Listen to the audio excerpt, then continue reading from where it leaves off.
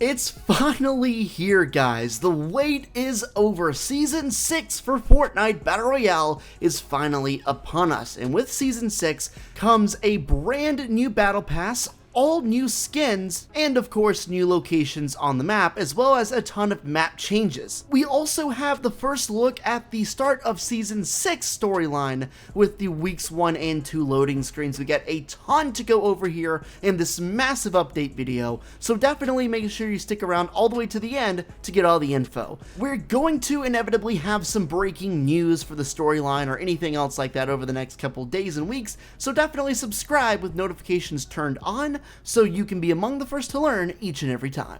So we'll start things off by talking about the most noticeable new change on the map, which is Loot Lake has actually become levitated. At least the middle building is now floating in the air, and it's surrounded by this whirlwind, this mysterious force that basically just will allow you to float outside of it. Like, no kidding, you can jump straight off of it and you won't die. In fact, you'll even be able to redeploy your glider and drift on out of here, in most cases untouched. We knew for a fact something was going to happen with Loot Lake and something was going to sprout up out of it. We just didn't know it was going to be the entire middle house. And you see, when you fly all the way down here towards the hole, that portal down there, it just sends you right back up. And at this point, I'm just floating around, just literally just hanging around here.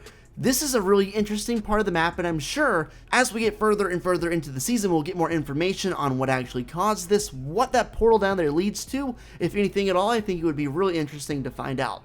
So now there's actually a bunch of what they're calling shadow cubes at the previous ruin sites. You know, the areas that previously had low gravity areas around them, they are now completely destroyed. The areas are just dark as anything else, and these shadow stones are everywhere. So let me go ahead and explain what they actually do. Now, what you're seeing on screen isn't fake, it's absolutely real, and you actually get a pretty long amount of time to be completely invisible to other players if you're standing still. Like, let's say you take one of these and then you just stand completely still. If you don't move, you're just completely invisible. Like, literally, you can hide out in plain sight.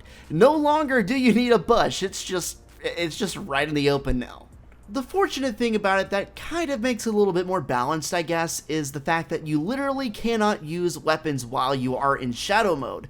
To actually use a gun, you have to get rid of it. You simply are able to escape very quickly when you have this. You've got increased jump height as well as increased speed, and you will not take fall damage. It's not really an offensive weapon because you can't really do anything offensively in it. It's more of a escape defense mechanism, and I'm not too sure I'm a fan of it, to be completely honest with you, just because the main reason is they last way too long. Like, it's literally lasting extremely long, and that needs to be nerfed to about a third of what it is right now, at least in my opinion. Let me know what you guys think. If you've played with this, what do you think of the Shadow Stones? So Whaley Woods has actually gotten an update. In Whaley Woods now there are 2 new houses as well as a completely updated maze in the middle.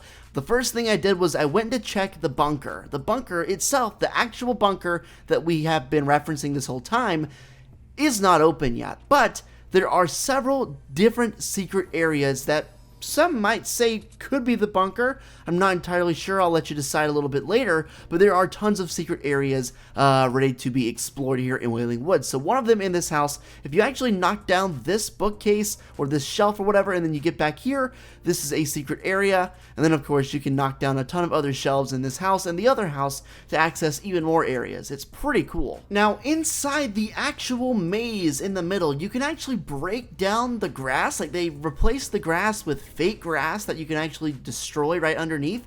And once you go down there, there's a huge layer, like a secret base that just got spawned out of nowhere, I guess, or maybe it was there the whole time.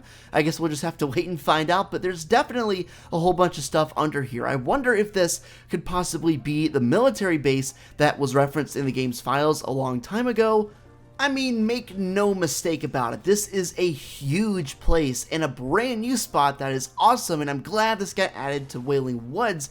Maybe people will start to land here. We need some diversity in the landing spots. Now, I wonder if what we're seeing down here, what we're actually exploring underneath Whaley Woods, is actually an extension of the bunker that we've seen and talked about for nearly 2 seasons now. Maybe the bunker on the surface level just simply is not meant to be an entrance, and what they've done is by allowing us to go below Whaley Woods now, they've allowed us to get inside the bunker. I don't know if this is the same bunker though. It's definitely possible, but not confirmed. Let me know what you guys think in the comment section down below. Did they actually open the bunker for us, or is this something kind of separate in its own entirety? Haunted Hills actually got a bit of a revamp, so now instead of Haunted Hills, it's still called that, yes, but we now have an area called Haunted Castle.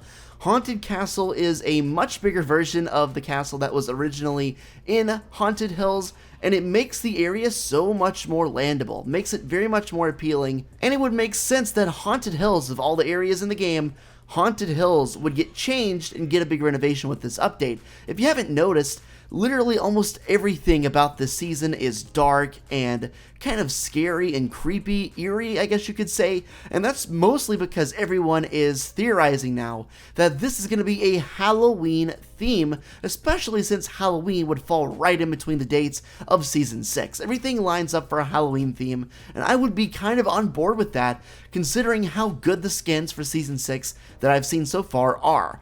All of the Battle Pass skins, all of the various skins that you've seen me use throughout this video are just a small glimpse of the skins actually available very early on with the Battle Pass in Season 6. It's actually very, very good, and I'm excited to see what comes out later. They've got a ton of options, and literally the sky's the limit with this season because the Halloween theme is so broad, and you could literally dress up as anything you wanted, and you could make any skin you wanted.